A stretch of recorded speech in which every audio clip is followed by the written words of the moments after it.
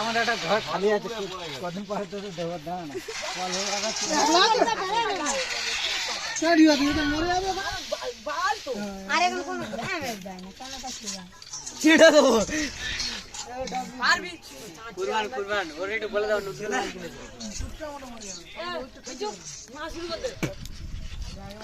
দাদারা দেখুন, এই ছেলেটা লেখাপড়া শিখতো, সে এখন লেখাপড়া বন্ধ করে দিয়ে একটা মোবাইল কিনেছে 10,000 টাকা দিয়ে এখন একটা তেরপল নিয়েছে, তেরপলের উপরে বিচে আর বসে বসে ফ্রি ফায়ার খেলা করছে।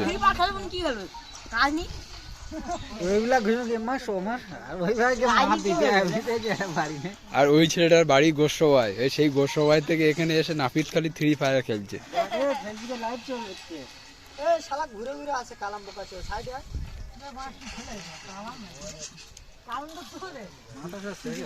আর ওইটা হচ্ছে মাঝখানে বসে আছে আমাদের দেশের হোমগার্ড কালোমানি। সমস্ত ছেলেপুলেদের ডেকে নিয়ে ও ফ্রি ফায়ার খেলাচ্ছে।